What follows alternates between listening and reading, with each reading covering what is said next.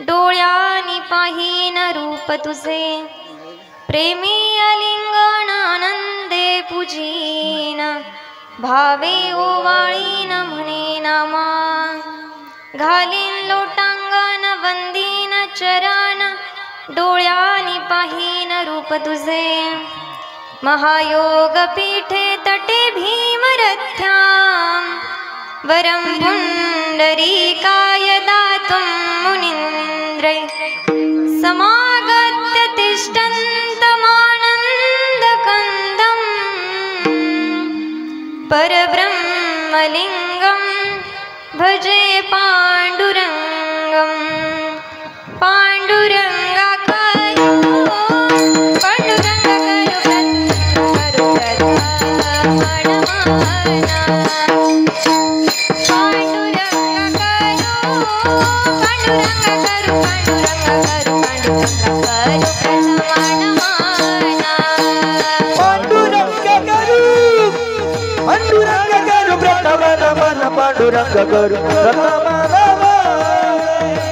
पांडुरंग करू पांडुरंग करू प्रथम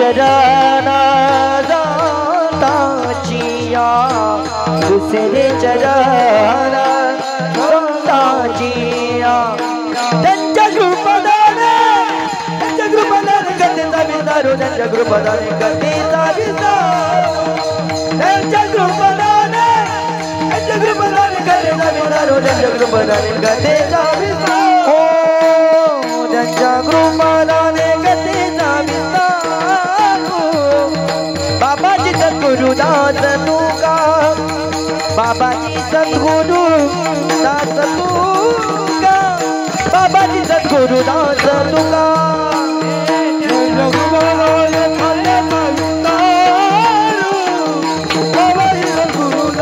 अगरे के जाने की सगा बता बबदारी सद्गुरुदास बाबाजी सद्गुरुदास तुका. अलंकापुरी रम्य सिंहासनस्थं पदं भोज तेजस्फुरद्दिक्प्रदेशं, विदिन्द्रादिदेवं सदा स्तूयमानं, समाधिस्थमूर्तिं भजे ज्ञानदेवं, नमो ज्ञानेश्वरा, नमो ज्ञानेश्वरा, नमो ज्ञानेश्वरा, नमो ज्ञानेश्वरा, नमो ज्ञानेश्वरा,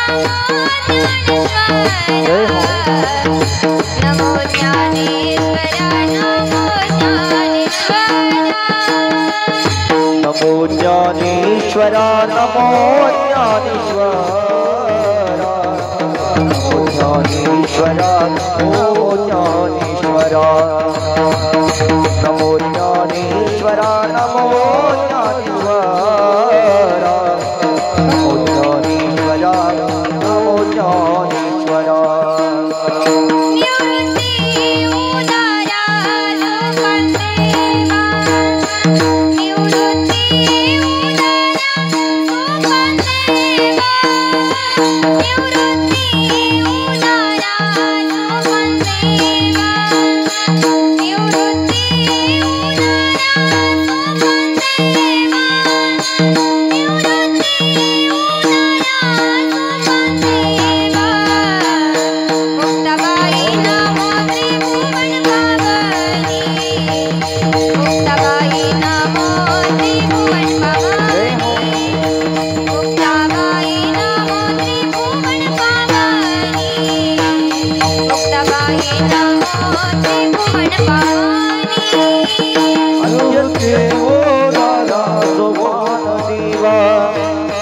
निवृत्ति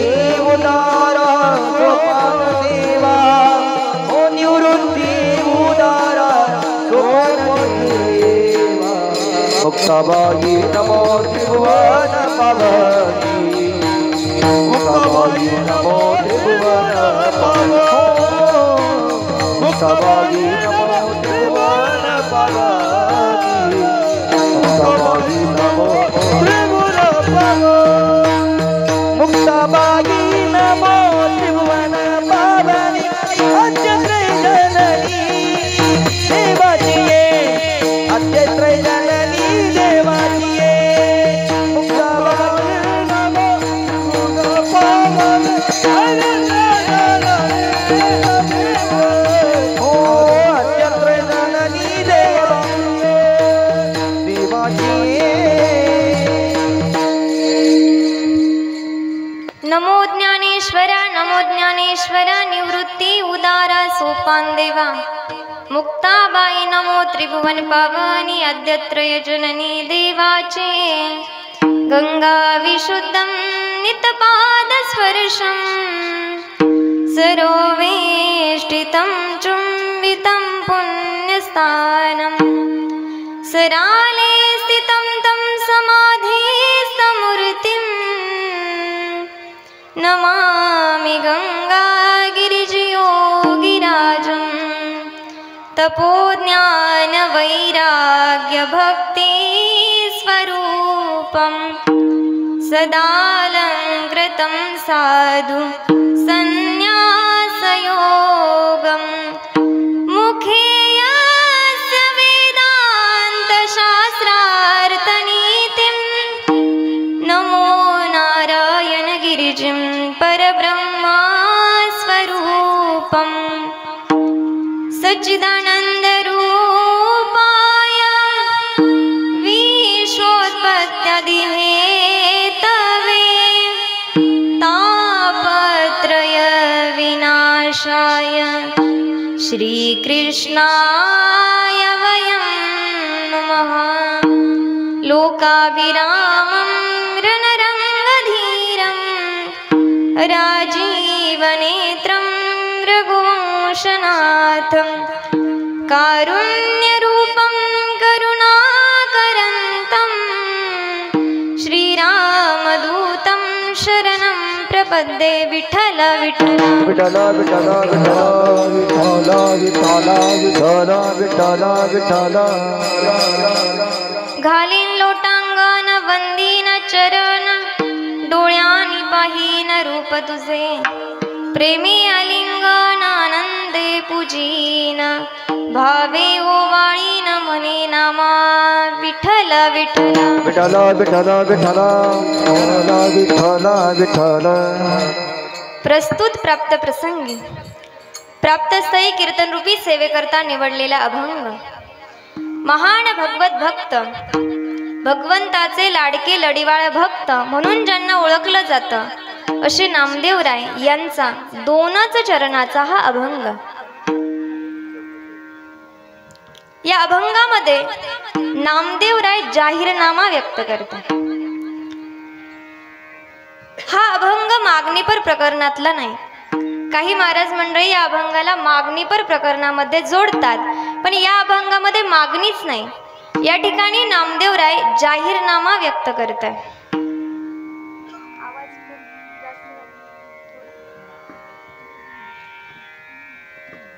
या अभंगामध्ये नामदेवराय जाहीरनामा व्यक्त करताय।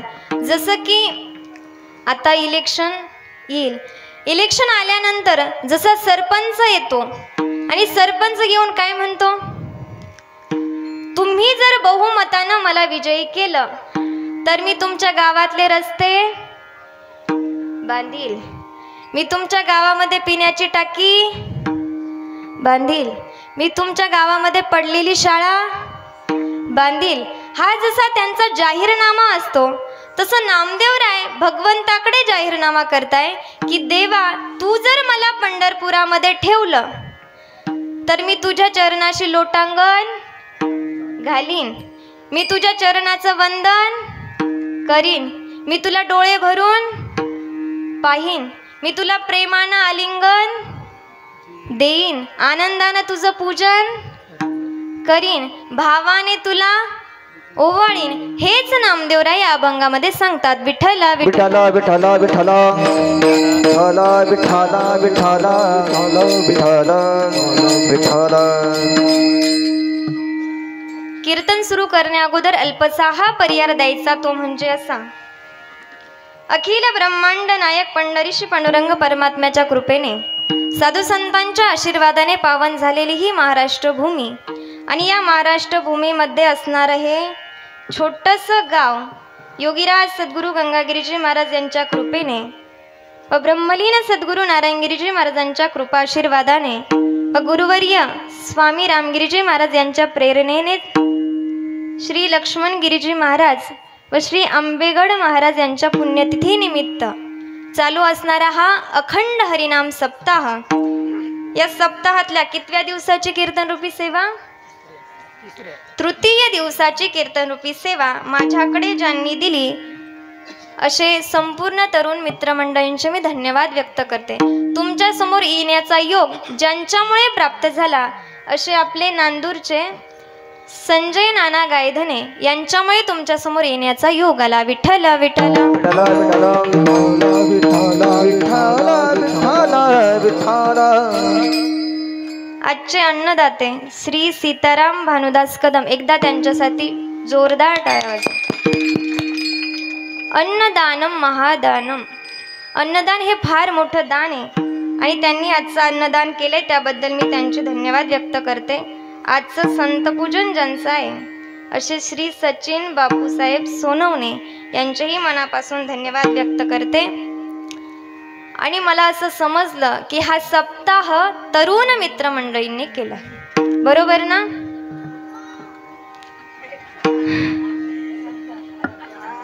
बघा, तुम्ही खरंच खूप भाग्यवान आहात की हा सप्ताह तुमचे मुलं पार पाडताय.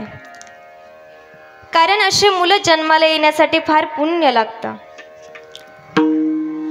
छत्रपती शिवाजी महाराज जन्माला आले याचं कारण आहे मासाहेब जिजाऊ. ज्या वेळेला मासाहेब जिजाऊंना समजलं की आपल्या गर्भामध्ये मुलगा आहे त्यावेळेस मासाहेब जिजाऊंनी रामायण महाभारताच्या कथा वाचायला सुरुवात केली. वयाचे 5 वर्षाचे असणारे छत्रपती शिवाजी महाराजांच्या हातात स्वराज्याचा विडा देणारी माता म्हणजे मासाहेब जिजाऊ. म्हणून म्हणतात ना, माझ्या जिजाऊची पुण्याई कशी आली उफळाला, माझ्या जिजाऊची पुण्याई कशी आली उफळाला. तो बापाचा बाप वाघचुबा जन्मला, तो बापाचा बाप वाघचुबा जन्मला, तो बापाचा बाप वाघचुबा जन्मला, तो बापाचा बाप वाघचुबा जन्मला. माझ्या जिजाऊची पुण्याई कशी आली व फळाला, माझ्या जिजाऊची पुण्याई कशी आली व फळाला. तो बापाचा बाबा वाघचुबा जन्मला, तो बापाचा बाप वाघचुबा जन्मला, तो बापाचा बाप वाघचुबा जन्मला, तो बापाचा बाप वाघचुबा जन्मला.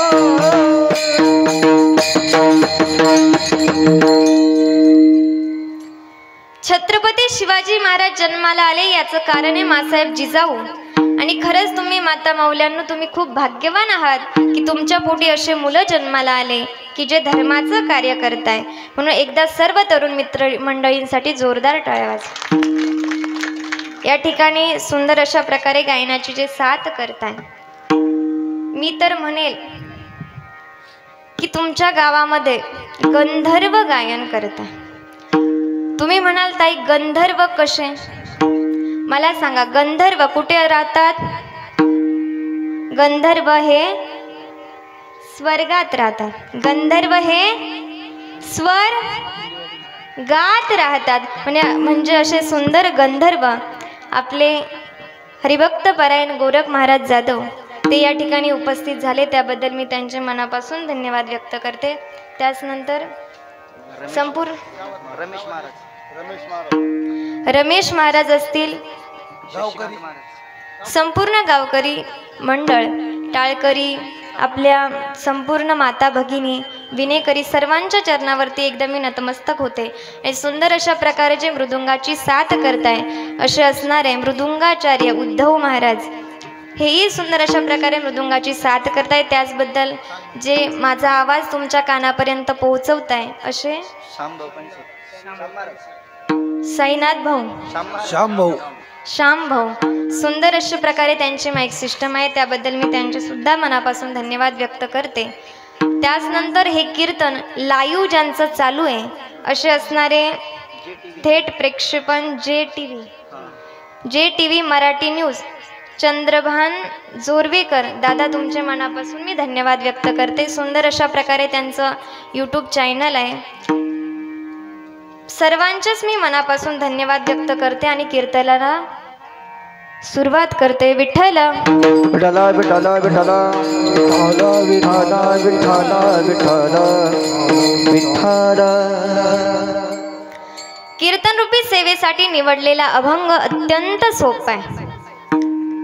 कीर्तनकाराचा पाठ आहे, गायकांचा पाठ आहे, मृदुंगाचार्यांचा पाठ आहे, माईक सिस्टमवाले दादांचा पाठ आहे, विनेकरांचा पाठ आहे, खाली बसलेल्यांचा पाठ आहे, उभे राहिलेल्यांचा पाठ आहे, जे कीर्तनाला आले त्यांचाही पाठ आहे, जे कीर्तनाला नाही आले त्यांचाही पाठ आहे, जे एवढा मोठा सप्ताह चालू असून घरी झोपले त्यांचा सुद्धा पाठ आहे, डॉक्टरांचा, कलेक्टराचा, शिक्षकाचा, म्हणजे हा अभंग सगळ्यांचा पाठ आहे. विठ्ठल विठ्ठल विठ्ठल विठ्ठल विठ्ठल विठ्ठल विठ्ठल.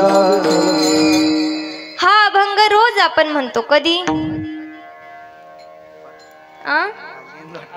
आरती झाल्यानंतर म्हणतो ना.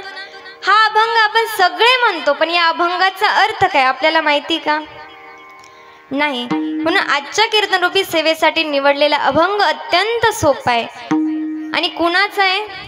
नामदेव महाराजांचा आहे, जे भगवंताचे लाडके लढीवाळ भक्त आहे अशा नामदेव महाराजांचा हा अभंग. आणि नामदेव महाराज भगवंताकडे इच्छा प्रकट करताय, जाहीरनामा देताय की देवा, तू जर मला पंढरपुरामध्ये ठेवलं तर मी तुझ्या चरणावरती लोटांगण घालीन, तुझ्या चरणाचं मी वंदन करीन, तुला डोळे भरून पाहीन, तुला प्रेमानं आलिंगन देईन, आनंदाने तुझं पूजन करीन, भावानं तुला ओवाळीन. विठ्ठल विठ्ठल विठ्ठल विठ्ठल विठ्ठल विठ्ठल विठ्ठल. आपण फार भाग्यवान आहोत की आपण या महाराष्ट्र भूमीमध्ये जन्माला आलो. ही महाराष्ट्र भूमी फार महान आहे, कारण जेवढे संत भारतामध्ये झाले नाही तेवढे या महाराष्ट्र भूमीमध्ये. जेथे हरीचे दास जन्म घेती, जेथे हरीचे दास जन्म घेती, जेथे हरीचे दास जन्म घेती, जेथे हरीचे दास जन्म घेती. पवित्र ते कुळ पावन तो देश, पवित्र ते कुळ पावन तो देश, जेथे हरीचे दास जन्म घेती, जेथे हरीचे दास जन्म घेती. पवित्र ते कुळ पावन तो देश, पवित्र ते कुळ पावन तो देश, जेथे हरीचे दास जन्म घेती, जन्म घेती, जेथे हरीचे दास जन्म घेती. पवित्र ते कुळ पावन तो देश, जेथे हरीचे दास जन्म घेती. ही महाराष्ट्र भूमी फार धन्य आहे की या महाराष्ट्र भूमीमध्ये अनेक साधू संत झाले. पण एक दुर्भाग्याची गोष्ट आहे, महाराष्ट्र भूमीमध्ये संत झाले पण या महाराष्ट्र भूमीतल्या लोकांना संत असताना समजले नाही, गेल्यानंतर समजले. माऊली ज्ञानोबराय होते तेव्हा या समाजानं माऊलींना शिवू दिलं नाही. आणि आज माऊलींच्या समाधीला स्पर्श व्हावा याकरता लाखो गर्दी आहे. असताना माझ्या ज्ञानोबरायांना कुणी वस्त्र दिलं नाही. आणि आज त्याच माऊलींच्या समाधीवरती 2 किलोचा चांदीचा मुकुट आहे, सोन्याचा कळस आहे. असताना माझ्या माऊलींना कुणी भिक्षा दिली नाही, मधुकरी दिली नाही, आणि आज त्याच माऊलींच्या समोर सोन्याच्या ताटामध्ये जेवण आहे. असताना या समाजानं माझ्या माऊलींना इंद्रायणीला शिवू दिलं नाही. का? तर इंद्रायणी अपवित्र होईल. आणि आज त्याच ज्ञानोबारायांच्या समाधीला स्पर्श केल्यानंतर आपण पवित्र होतो.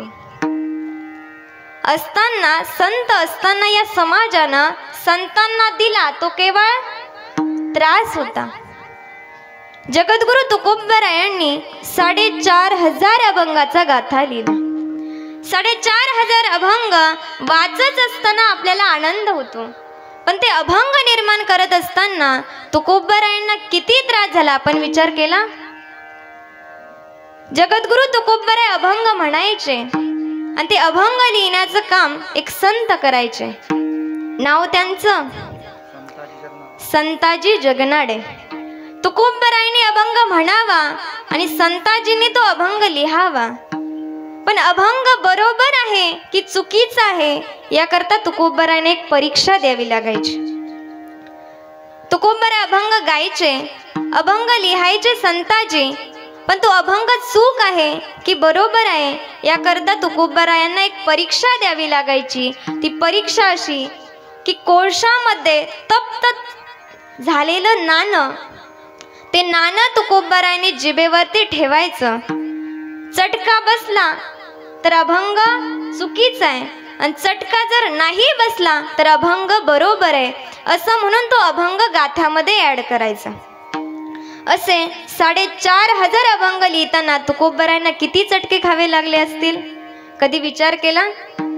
संतांनी तुमच्या आमच्या करता केलं ते केवळ ज्ञान होतं, दान होतं, आणि आपण समाजाने संतांना दिला तो केवळ त्रास होता. म्हणून अशाच या महाराष्ट्र भूमीमध्ये असणारे नामदेवराय यांचा हा 2च चरणाचा अभंग. विठ्ठल विठ्ठल विठ्ठल विठ्ठल विठ्ठल. मी एक वाक्य म्हणत असते, असताना केलं जातं त्याला दर्शन म्हणतात. असताना केलं जातं त्याला दर्शन म्हणतात आणि नसताना केलं जातं त्याला प्रदर्शन म्हणतात. ज्या वेळेला संत होते त्यावेळेला या समाजानं संतांना केवळ त्रासच दिला, आणि आज आपण त्याच संतांची किती मनोभावे पूजन करतो. गेल्यानंतर असताना आपल्याला संत समजले नाही, गेल्यानंतर समजले. असे असणारे नामदेवराय, वयाचे 5 वर्षाचे नामदेवराय भगवंताकडे जात आहे, नैवेद्य घेऊन जात आहे आणि देवाला म्हणताय, देवा खा नाव. 5 वर्षाचे नामदेवराय देवाला नैवेद्य खाऊ घालण्यासाठी जात आहे. आईनं सांगितलं, नामा जा देवाला नैवेद्य खाऊ घालून ये. आपल्या सुद्धा आया सांगतात, बाळ्या जा देवाला नैवेद्य दाखवून. आता दाखवून आण म्हटल्यानंतर देव खाईल का? बरं ते जाऊ द्या. आपल्या घरात देवाला नैवेद्य केवढा असतो? महिला मंडळ केवढा? तळहाता एवढा. त्याला वरण बोटानं लावायचं, भात बोटानं लावायचा, सार बोटानं लावायचा, कुरडई सगट नाही कुरतडून त्याच्यामध्ये टाकायची, भजा एकच ठेवायचा. आणि असा असणारा नैवेद्य देवाला आपण आपल्याला खाण्यासाठी केवढं घेतो? ताट भरून. आणि देवाला तुम्हीच सांगताय, विठ्ठल विठ्ठल विठ्ठल विठ्ठल विठ्ठल विठ्ठल विठ्ठल विठ्ठल. लोक म्हणतात, ताई देव कुठं खात असतो का? अरे कोण म्हणतं देव खात नाही? देव आज सुद्धा खायला तयार आहे, पण खाऊ घालणारा पाहिजे. कोण म्हणतं देव येत नाही? देव आज सुद्धा यायला तयार आहे, पण बोलवणारा मीराबाईंसारखा पाहिजे. कोण म्हणतं देव रडत नाही? देव आज सुद्धा रडायला तयार आहे, पण रडवणारा माझ्या राधाराणींसारखा पाहिजे. कोण म्हणतं देव झोपत नाही? देव आज सुद्धा झोपायला तयार आहे, पण झोपू घालणारा माता यशोदा सारखा पाहिजे. म्हणून म्हटलं ना, कौन कहते हैं भगवान आते नहीं, हम मीरा के जैसे बुलाते नहीं। कौन कहते हैं भगवान खाते नहीं, बेरस बरी के जैसे खिलाते नहीं। कौन कहते भगवान खाते नहीं, मेरे जबरी के जैसे खिलाते नहीं। कौन कहते भगवान आते नहीं, माँ यशोदा के जैसे बुलाते नहीं। कौन कहते भगवान खाते नहीं, मेरे जबरी के जैसे खिलाते नहीं। कौन कहते भगवान आते नहीं, मीरा के जैसे बुलाते नहीं।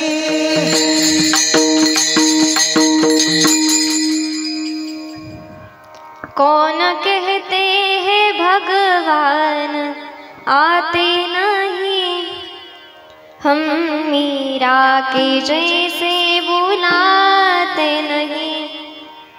कौन कहते हैं भगवान खाते नहीं, बेरस बरी के जैसे खिलाते नहीं।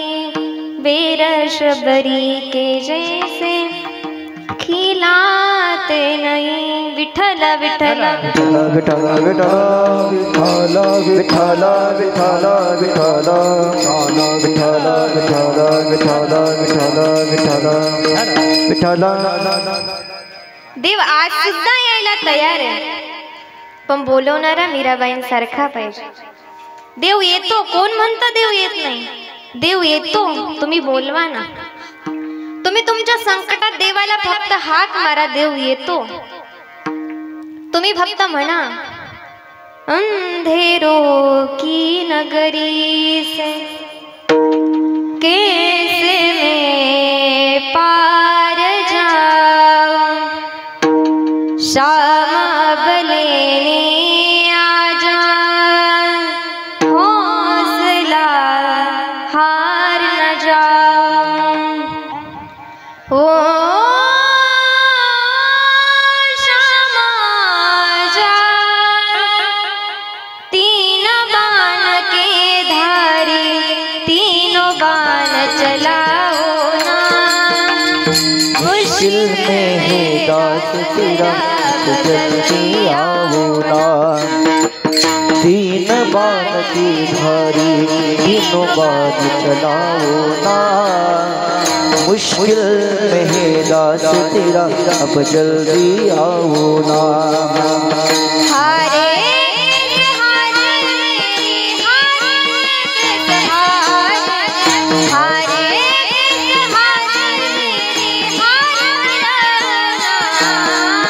तीन बाण की धारी, तीनों बाण चलाओ ना।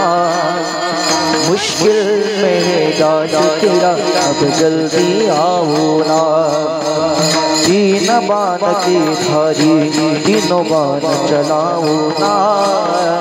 मुश्किल में है दास तेरा, अब जल्दी आओ ना। तूफानों में घेरैया बरा नजर ना आवे, तुम बिन कौन मेरा जो मेरी बाह पकड़ ले जावे। तुम बिन कौन मेरा जो मेरी बाह पकड़ ले जावे। भटक रहा हूँ मैं बाबा, हो भटक रहा हूँ मैं बाबा, राह दिखाओ ना। तीन बाण की धारी, तीनों बाण चलाओ ना। मुश्किल में है दास तेरा, अब जल्दी आओ ना। तीन बाण की धारी, तीनों बाण चलाओ ना। मुश्किल में है दास तेरा, अब जल्दी आओ ना।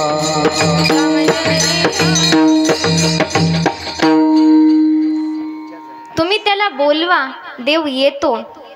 देव आज सुद्धा खायला तयार आहे, पण खाऊ घालणारा शबरी मातांसारखा पाहिजे. देव आज सुद्धा रडायला तयार आहे, पण रडवणारा राधा राणींसारखा पाहिजे.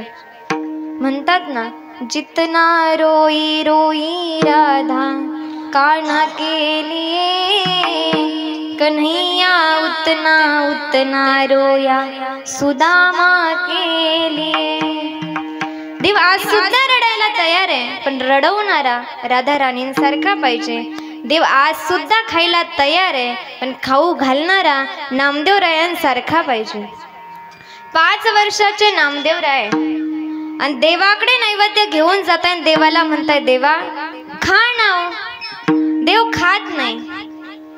नामदेवराय म्हणताय, दूध पियो मोरे गोविंद लाला, दूध पियो मोरे गोविंद लाला. देवा दूध घ्या ना, मी माझ्या हाताने काढून आणलं. काला बछडा कपिला गाई, दूध दुवाहत नामा जाई. काला बछडा कपिला गाई, दूध दुवाहत नामा जाई. दूध पियो मोरे गोविंद लाला, दूध पियो.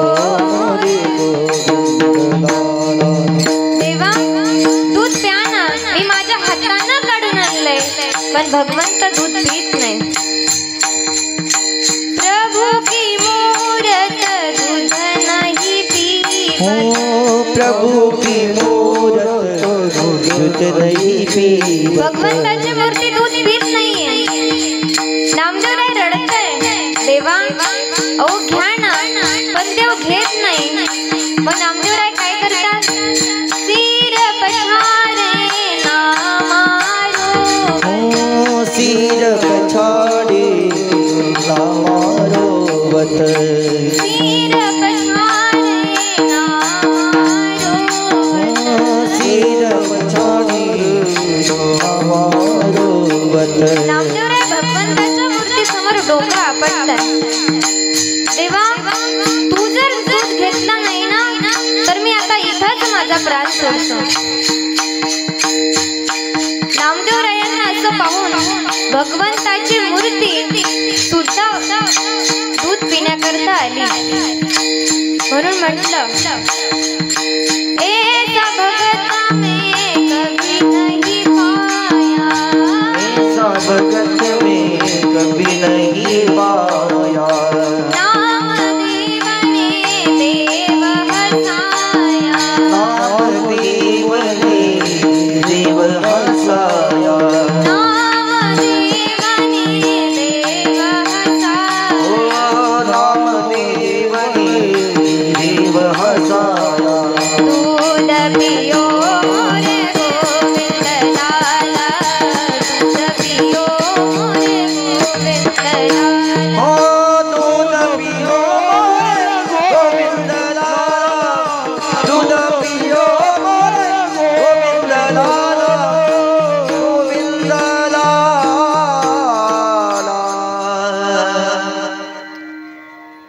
5 वर्षाचे नामदेवरायांच्या हातून भगवंतानं नैवेद्य खाल्ला.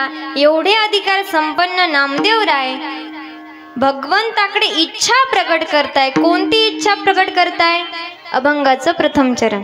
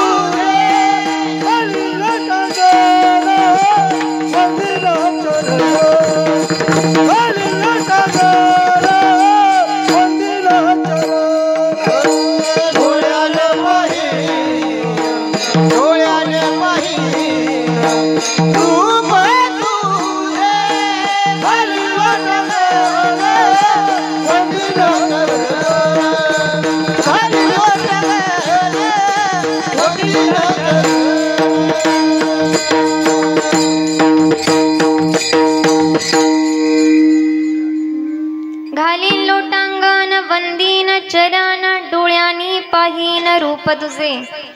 नामदेवराय म्हणतात की मी तुझ्या चरणाशी लोटांगण घालीन.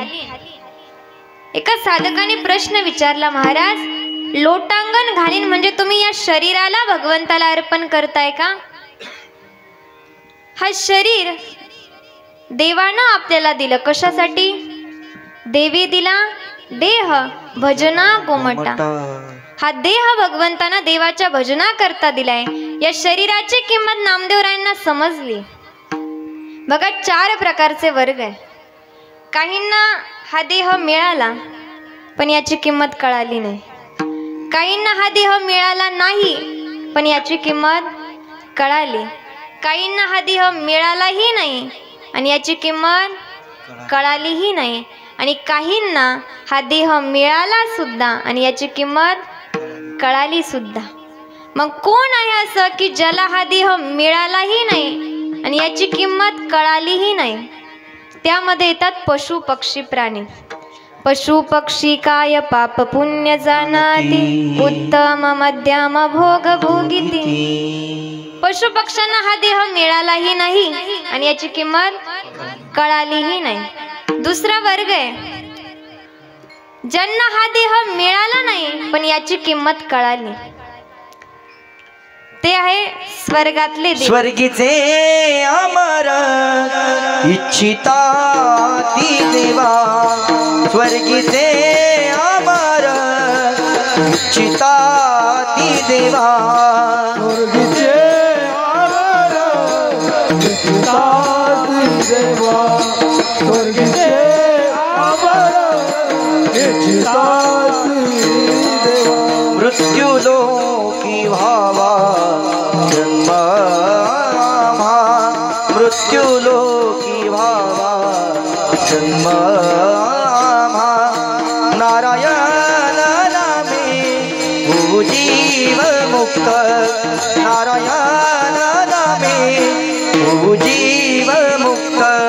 मृत्यू लोकी भावा जन्म मृत्यू लोकी भावा जन्म.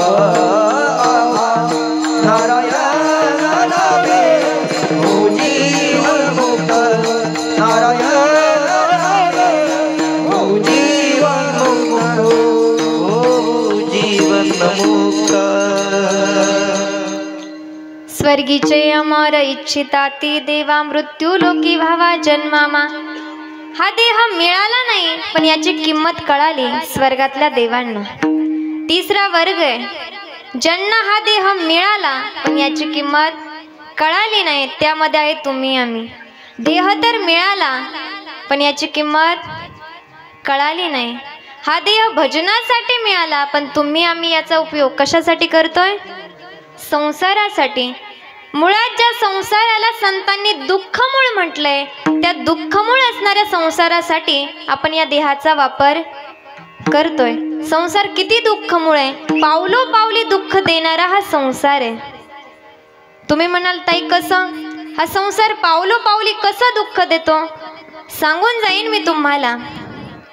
चंद्रकांत नावाच्या ग्रंथामध्ये एक कथा आली. ती कथा अशी आहे, एक राजा आहे. कोण आहे? बोलत चला. कोण? राजा आहे. आता राजा श्रीमंत असतो हे मला सांगायची गरज. राजा आहे, वैभव आहे, धन आहे, संपत्ती सगळं काही आहे. आणि त्या राजाला एक मुलगी आणि एक मुलगा आहे. मुलगा आणि मुलगी उपवर झाली, लग्नाच्या वयामध्ये आली. आणि असं म्हणतात की जी त्या राजाची जी मुलगी आहे त्या मुलीच्या मनामध्ये विपरीत भावना निर्माण झाली. आणि ज्या वेळेला विपरीत भावना निर्माण होते त्यावेळेला आपला अंतकाळ जवळ आला असं समजावं. ती मुलगी आहे, तिच्या मनामध्ये विपरीत भावना निर्माण झाली की बाबा लहानपणापासून मी आपल्या वडिलांकडे राहिलं. इथे धन आहे, संपत्ती सगळं काही आहे, मला दुःखच बघायला भेटलं. सुखच आहे ना, राजाची मुलगी आहे, दुःखच नाही. मग दुःखाचा अनुभव घ्यावा म्हणून तिनं एक विचार केला की मी माझ्या वडिलांच्या घरी किती दिवस राहिले तर मला दुःख समजणार नाही, दुःखाचा अनुभव घ्यायचा आहे. म्हणून मी काय केलं पाहिजे, मी घरातून पळून गेलं पाहिजे. कोण म्हणतंय? राजाची मुलगी, तिला दुःखाचा अनुभव घ्यायचा आहे आणि म्हणून तिनं विचार केला की मी हे घर सोडून निघून जावं. आणि तिनं ते घर सोडलं आणि ती पळून गेली. आता हा दृष्टांत आहे, याच्यामध्ये सगळं काही लवकर लवकर होतं. ती पळून गेली, 400-500 किलोमीटर अंतरावरती गेली. तिला एक नगर दिसलं. तिने त्या नगरामध्ये प्रवेश केला. तिला एक शिवालय दिसलं. ती आतमध्ये गेली तर त्या शिवालयामध्ये एक व्यक्ती बसलेला होता. तिनं त्या व्यक्तीला सांगितलं की बाबा मला तुम्ही पत्नी म्हणून स्वीकार करा. त्यानं सांगितलं तुला पत्नी म्हणून स्वीकार करायला काहीच अडचण नाही, पण मी जिथं जाईल तिथं काम करतो, जिथं जाईल तिथं मी राहतो आणि जिथं भेटल तिथं मी खातो. म्हणजे याचा अर्थ त्याच्याकडे काहीच नाही. तिनं सांगितलं मला सगळं काही मान्य आहे, तुम्ही फक्त मला पत्नी म्हणून स्वीकार करा. मग त्या ठिकाणी त्याच शिवालयामध्ये दोघांचा विवाह झाला. शिवालयाच्या शेजारी त्यांनी एक पर्णकुटी बांधली, म्हणजे एक झोपडी बांधली. दोघांचा संसार सुरू झाला. पण झालं असं, तो जो व्यक्ती होता तो होता आळशी. आणि आळस हा संसारातही चालत नाही आणि परमार्थात तर अजिबातच चालत नाही. तो होता आळशी. आता लग्न तर झालं, संसार करावा लागेल. योगायोगानं त्यांचा संसार चालू झाला. काही दिवसांना तिला एक मुलगा झाला. मुलगा 2 वर्षाचा झाला. नको नको संसार झाला. एक घर होतं बापाचं जिथं दुःखच नाही आणि एक घर आहे पतीचं जिथं सुखच नाही. पुन्हा तिला दिवस गेले, 9 महिने 9 दिवस झाले. तिनं विचार केला इथं जर मी राहिले तर मी जिवंत राहणार नाही. मग तिनं पतीला सांगितलं स्वामी मला 9 महिने 9 दिवस झाले आणि इथे जर माझं बाळंतपण झालं तर मी जिवंत राहू शकणार नाही. म्हणून एक काम करा, तुम्ही मला माझ्या वडिलांकडे नेऊन घाला. तोही आळशीच. त्यानं म्हटलं इथं तर इथं, तिथं तर तिथं. मग निघाले. जाण्याचा दिवस निश्चित केला. दिवस होता अमावस्येचा. लक्ष देऊन ऐका, दिवस होता अमावस्येचा. घरातून बाहेर पडले. तिनं एक गाठोडं बांधलं. कपड्याचं गाठोडं तिनं डोक्यावरती घेतलं. 2 वर्षाचं लेकरू त्यानं कडेवरती घेतलं. निघाले. अमावस्येचा दिवस आहे आणि बाहेर पडताच धो-धो पाऊस सुरू झाला. लक्ष द्या, धो-धो पाऊस चालू आहे. अमावस्येचा दिवस आहे, रात्रीची वेळ आहे आणि अशा वेळेमध्ये ते घरातून बाहेर पडले. रस्त्यानं चालत आले. पाऊस बंद होत नाही. धो-धो पाऊस चालू आहे. अमावस्येचा दिवस आहे. त्या स्त्रीचे 9 महिने 9 दिवस झालेले, 2 वर्षाचं लेकरू कडेवरती आणि अशा परिस्थितीमध्ये ते रस्त्यानं चालताय आणि अशा ठिकाणी ते जाऊन पोहोचले की त्या ठिकाणाहून प्रत्येक गाव 10-10 किलोमीटर अंतरावर. आणि अशा ठिकाणी जाऊन पोहोचल्यानंतर त्या स्त्रीला बाळंतपणाच्या वेदना सुरू झाल्या. तिनं आपल्या पतीला सांगितलं हे बघा मी आता काय चालू शकत, कारण मला वेदना सुरू होत आहे. मग तुम्ही एक काम करा, मुलाला इथं ठेवा आणि तुम्ही एक बाळंतपण करणारी स्त्रीला घेऊन या. त्याने सांगितलं ठीक आहे. ते गाठोडं तिच्या उशावरती ठेवलं, मुलाला काही अंतरावरती ठेवलं आणि तो पती बाळंतपण स्त्रीला आणण्याकरता निघाला.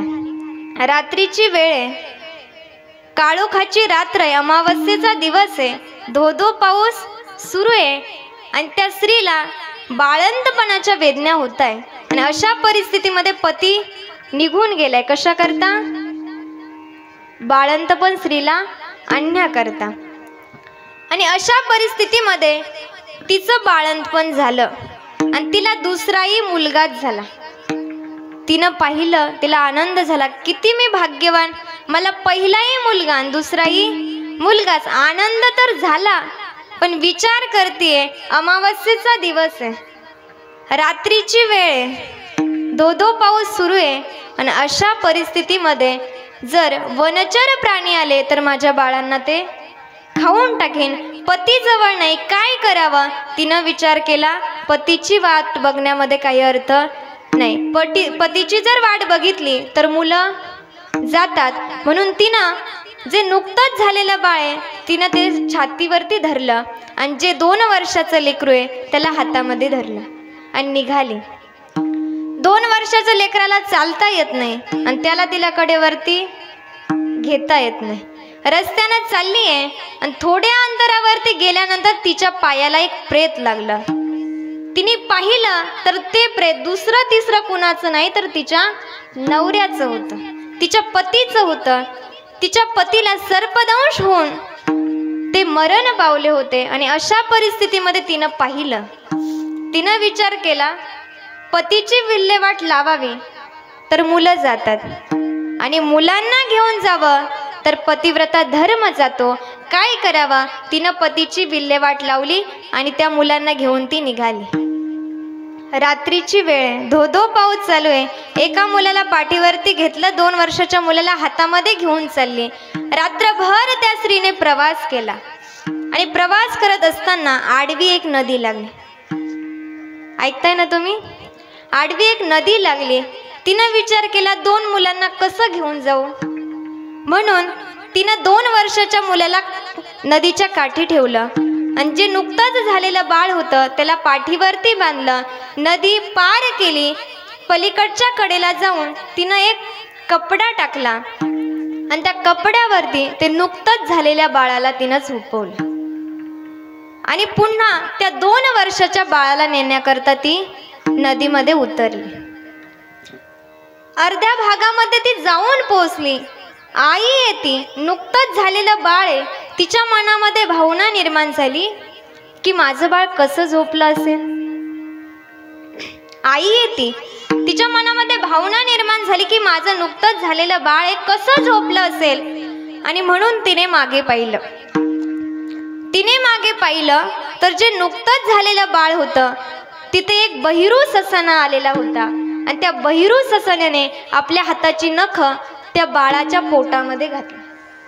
आतडे कातडे बाहेर काढली, डोळ्यामध्ये घातली, बुबुळा बाहेर काढली.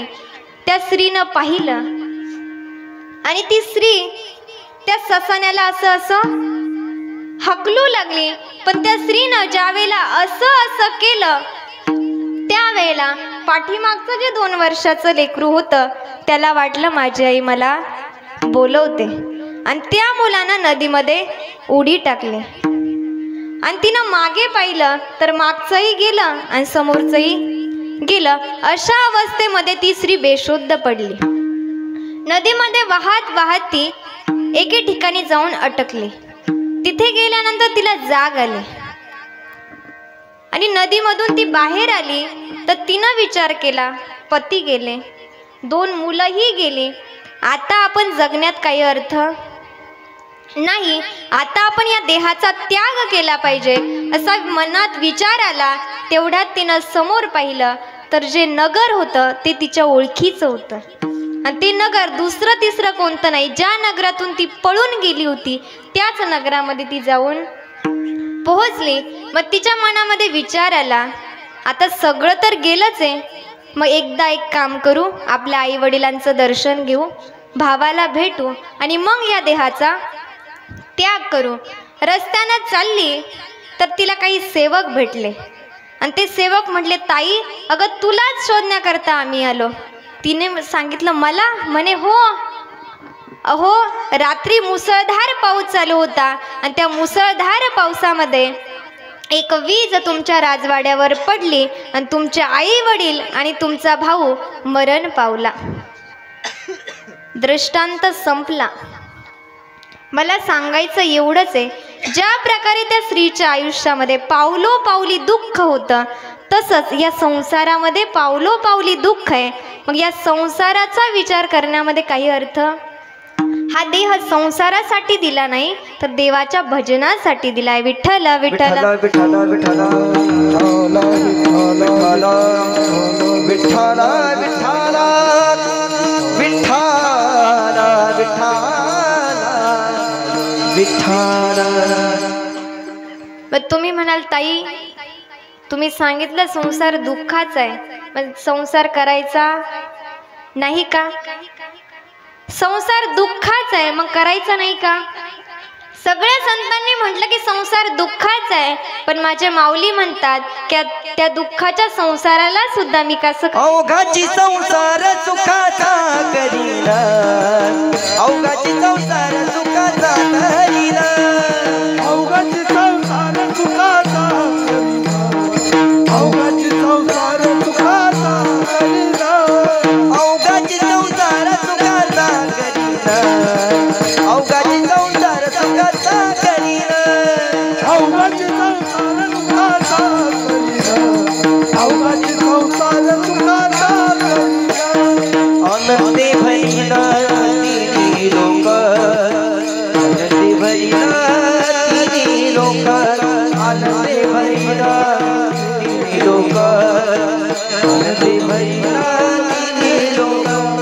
जाई लगे माय नया पंढरपुरा, जाई लगे माय नया पंढरपुरा, जाई लगे माय नया पंढरपुरा, जाई लगे माय नया पंढरपुरा, नया पंढरपुरा.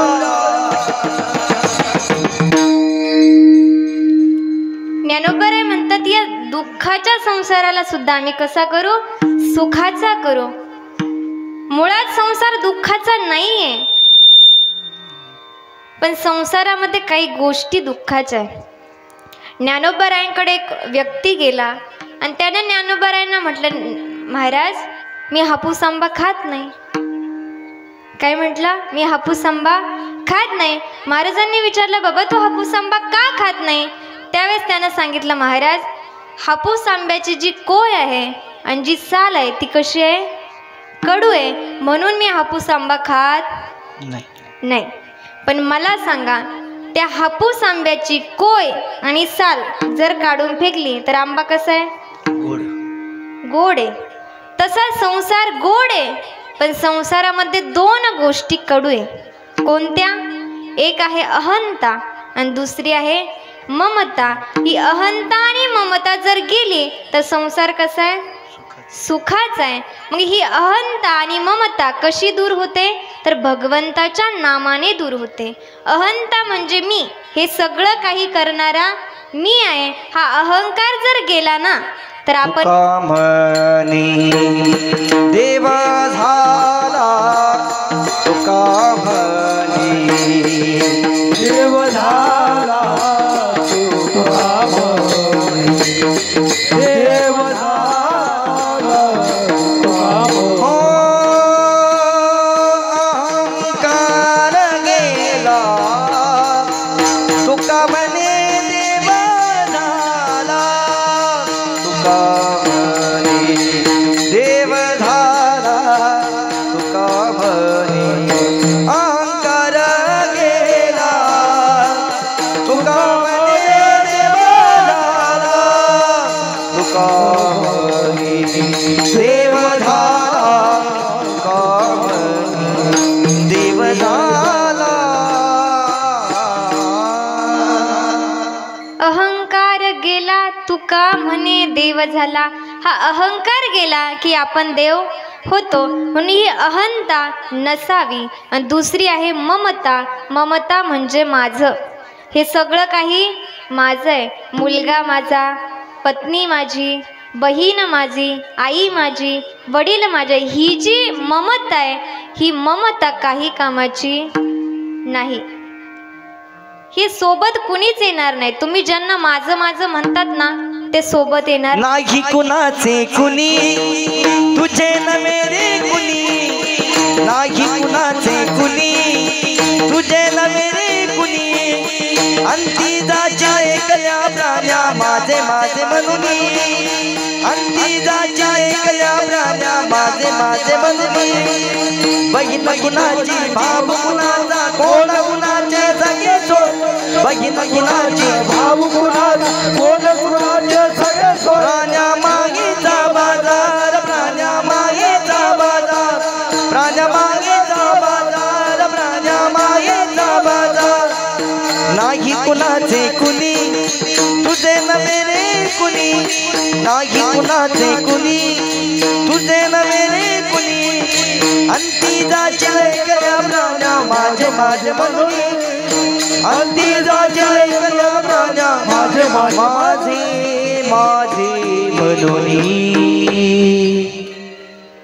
कुणीच कुणाचं नाही.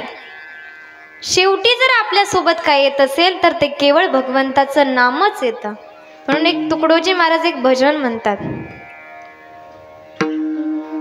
घे घे घे हरी नाम घे माया सारी सोडून दे हात लावूनी नशिबाला रडतो ठाई ठाई या संसारा पायी या संसारा पायी या संसारा पायी या संसारा पायी संसारा पायी या संसारा पायी संसारा पायी या संसारा पायी तू म्हणशील घरदार हे इथेच राहील सारं तू म्हणशील घरदार हे इथेच राहील सारं मेल्यावरती आपलं घर गावाचं घर मेल्यावरती आपलं घर गावाचं घर म्हणून घे घे घे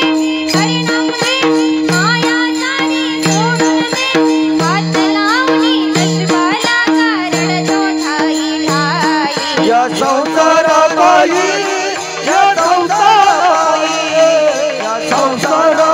या संसारा पायी या संसारा पायी या संसारा पायी म्हणशील बायका पोरं ही तुझ्या मागची चोरं तू म्हणशील बायका पोरं ही तुझ्या मागची चोरं मेल्यावरती खापर फोडतील तुझ्याच डोक्यावर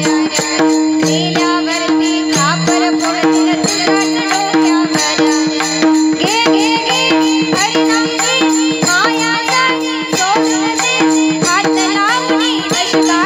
हात लावणी नशिबाला रडतो ठाई ठाई या संसारा पायी या संसारा पायी या संसारा पायी या संसारा या संसारा पायी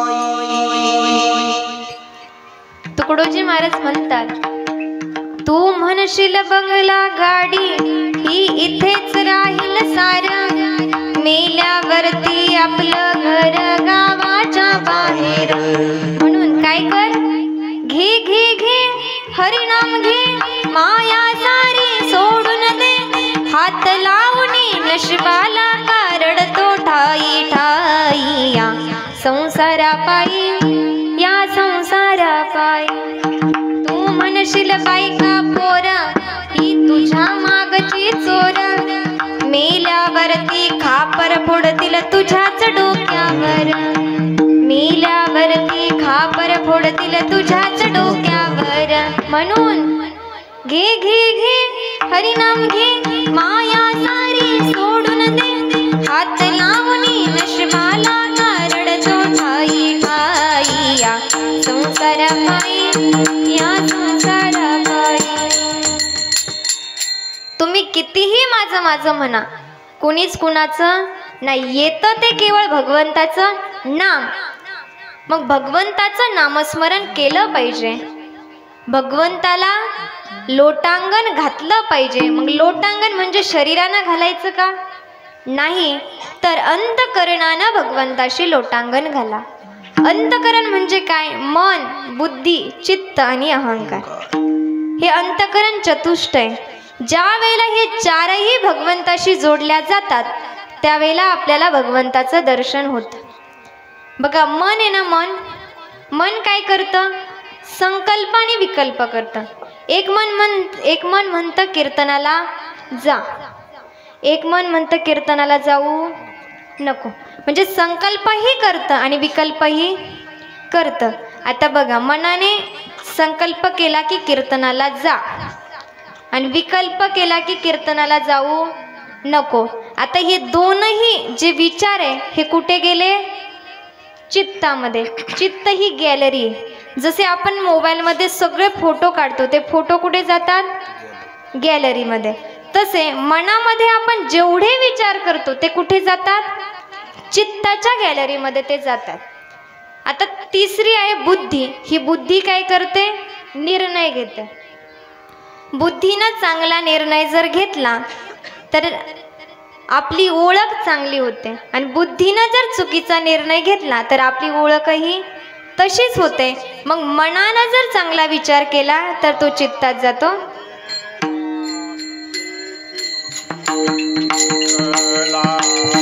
मनोमार्गे गेला मनोमार्गे गेला कोरीची मुखरा. मनोमार्गे गेला कोरीची मुखरा.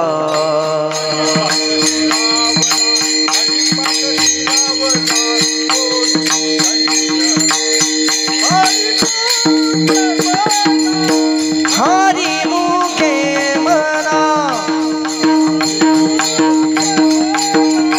हरी मुखे मना हरी मुखे मना हरी मुखे मना हरी मुखे मना हरी मुखे मना. मनोमार्गी गेला तो तेथेची मुकला, हरिपाठी स्थिरवला तोची धन्य. हे मन आहे ना फार चंचल आहे. किती चंचल आहे? महाराज म्हणतात मन चंचल चपळ मन चंचल चपळ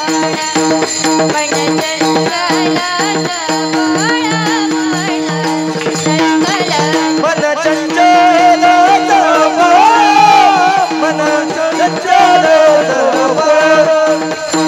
चंचल चपळ मन चंचल चपळ मन चंचल चपळ.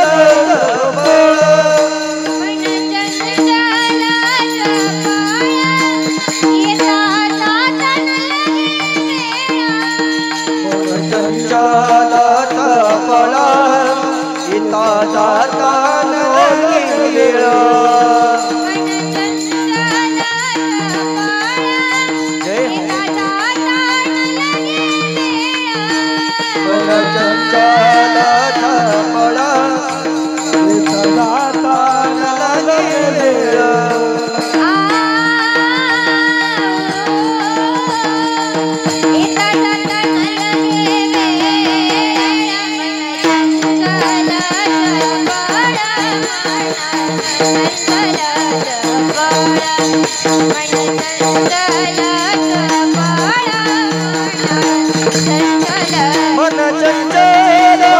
चपळ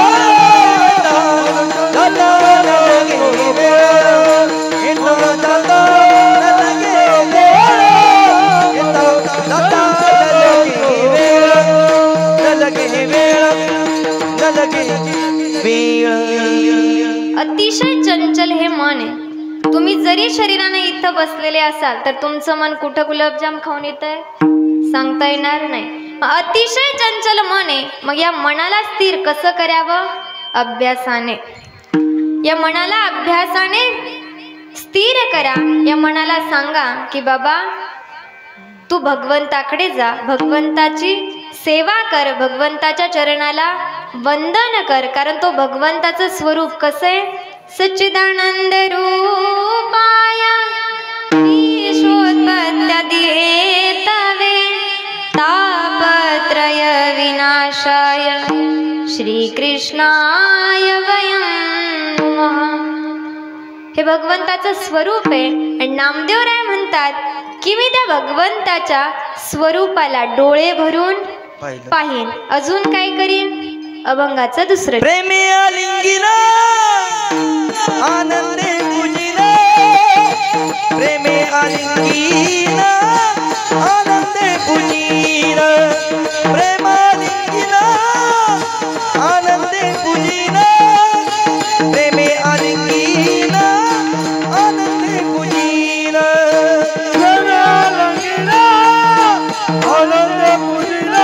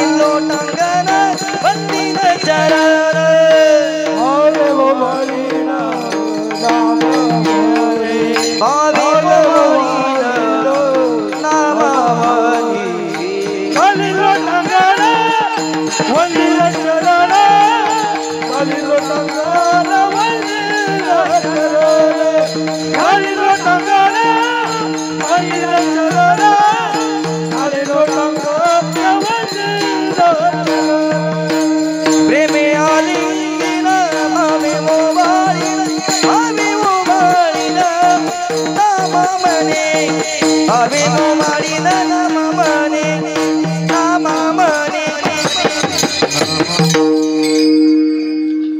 प्रेमे आलिंगन आनंदे पूजीन भावे ओवाळीन म्हणे नामा. नामदेवराय म्हणतात की मी तुला प्रेमानं आलिंगन देईन, आनंदानं तुझं पूजन करीन, भावाने तुला ओवाळेन. बघा, भगवंतावरती भाव पाहिजे, कारण भगवंताला भावच प्रिय. देव भावाचा भुकेला हाची दुष्काळ. देव हे पाहत नाही की कोण किती श्रीमंत आहे, घर किती मोठं आहे. देव हे पाहत नाही, देव फक्त भाव पाहतो. म्हणून त्या भावाने तुम्ही त्या भगवंताला ओवाळा, भगवंताची सेवा करा. बघा, एक वृंदावनची एक भक्त आहे, नाव त्यांचं कर्माबाई. आणि त्या कर्माबाई भोळ्या देवाची भक्ती करायच्या, रोज भगवंताला नैवेद्य दाखवायच्या.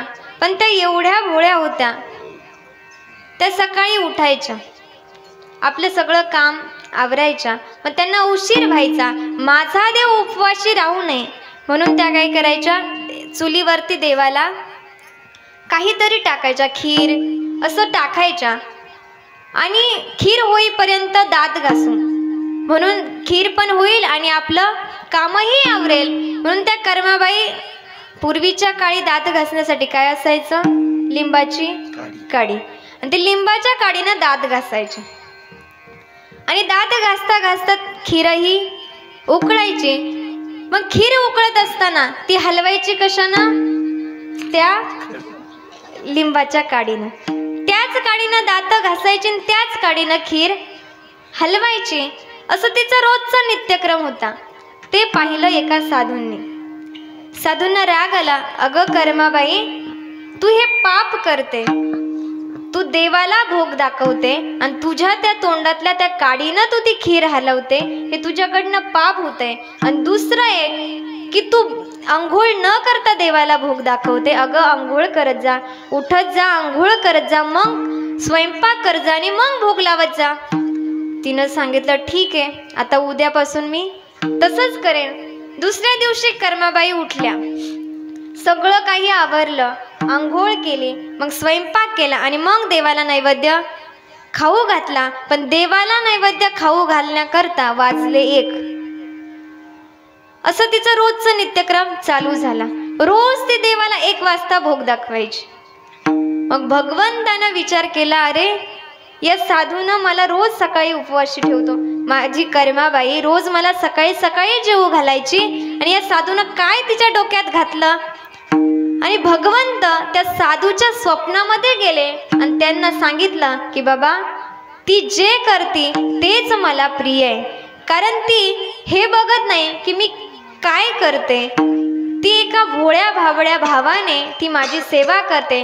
तू जा आणि तिला सांग की तू जे करते तेच तुझ्यासाठी योग्य आहे. त्या साधूंना यावं लागलं आणि कर्माबाईला सांगावं लागलं, बाई तू जशी सेवा करते ना तशीच कर. मला या कथेतून सांगायचं एवढंच आहे की तुम्ही कसं करताय हे देव पाहत नाही, पण तुम्ही किती भावानं करताय हेच देव पाहतो. थोर प्रेमाचा भुकेला, थोर प्रेमाचा भुकेला, थोर प्रेमाचा भुकेला, थोर प्रेमाचा भुकेला. हो हाची दुष्काळ तयाला, हाची दुष्काळ तयाला, हाची दुष्काळ तयाला, हाची दुष्काळ तयाला. हो थोर प्रेमाचा भुकेला, थोर प्रेमाचा भुकेला. हाची दुष्काळ तयाला, हाची दुष्काळ तयाला, हाची दुष्काळ तयाला, हाची दुष्काळ तयाला, हाची दुष्काळ तयाला. थोर प्रेमाचा भुकेला, थोर प्रेमाचा भुकेला. थोर प्रेमाचा भुकेला हाची दुष्काळ तयाला. तो भगवान परमात्मा भावाचा भुकेला आहे. म्हणून एकदा सर्वांनी हात वरती करा. माझ्या पाठीमागं म्हणणार ना, बोला म्हणणार ना. बोला हरीचे नाम विठ्ठल पांडुरंग. आवाज. बोला हरीचे नाम विठ्ठल पांडुरंग.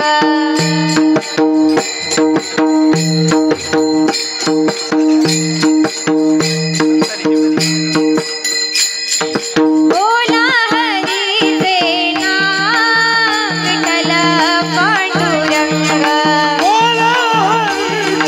नाम विठ्ठल पांडुरंग. विठ्ठल विठ्ठल विठ्ठल विठ्ठल विठ्ठल विठ्ठल विठ्ठला. विठ्ठल विठ्ठल विठ्ठल विठ्ठल विठ्ठल विठ्ठल. विठ्ठल विठ्ठल विठ्ठल विठ्ठल विठ्ठल विठ्ठला. विठ्ठल विठ्ठल विठ्ठल विठ्ठल विठ्ठल विठ्ठल विठ्ठल. बोला हरीचे नाम विठ्ठल पांडुरंग. बोला हरीचे नाम विठ्ठल पांडुरंग. बोला हरीचे नाम विठ्ठल पांडुरंग. बोला हरीचे नाम विठ्ठल पांडुरंग. मागे उभा विठ्ठल, पुढे उभा विठ्ठल. मागे उभा विठ्ठल, पुढे उभा विठ्ठल. विठ्ठल विठ्ठल विठ्ठल विठ्ठल विठ्ठल विठ्ठल. विठ्ठल विठ्ठल विठ्ठल विठ्ठल विठ्ठल विठ्ठल विठ्ठल. विठ्ठल विठ्ठल विठ्ठल विठ्ठल विठ्ठल विठ्ठल विठ्ठल विठ्ठल विठ्ठल. बोला हरीचे नाम विठ्ठल पांडुरंग. बोला हरीचे नाम विठ्ठल पांडुरंग. बोला हरीचे नाम विठ्ठल पांडुरंग.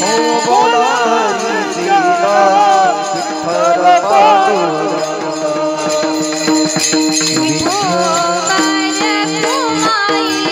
विठोबाई कुमाई, कुमार कुमाई.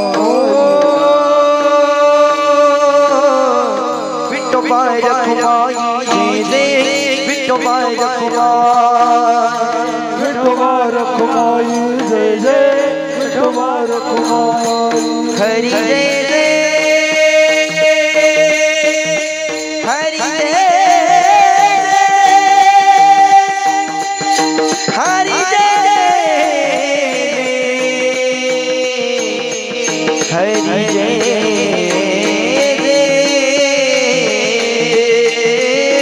विठोबार कुमाई जय विठोबार कुमाई. विठोबा रखुमाई जय विठोबा रखुमाई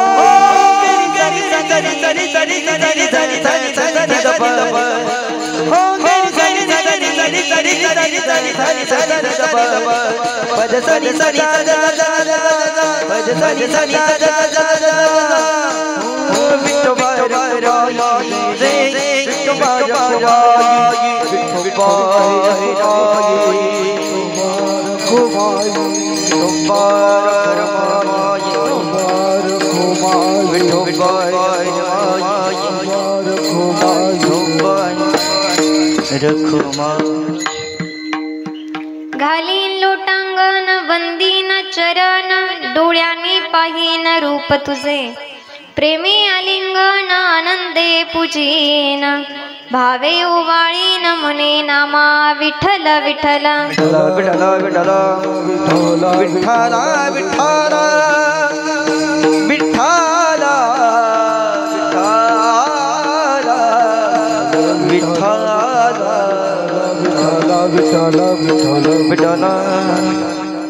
झालेली कीर्तनरूपी सेवा माऊली ज्ञानोबा यांच्या चरणी समर्पित करते. सद्गुरू गंगागिरीजी महाराजांच्या चरणी सेवा समर्पित करते. ब्रह्मलीन सद्गुरू नारायणगिरीजी महाराजांच्या चरणी सेवा समर्पित करते. तुम्हा सर्व श्रोते मंडळींच्या चरणी सेवा समर्पित करते आणि सेवेला पूर्णविराम. ज्ञानेश्वर मावली ज्ञानराज मावली तुकाराम ज्ञानेश्वर मावली ज्ञानराज मावली माऊली ज्ञानेश्वर मावली ज्ञानराज मावली तुकाराम जय विठ्ठल जय जय आ बोलिले कुरी बिडी बाकुडी बुत्तरी महाराज आ नाही उच्चारला अधिकार नो आपला महाराज तुका म्हणे ज्ञानेश्वरा राखा पाया पैकी करा क्षमा महाराज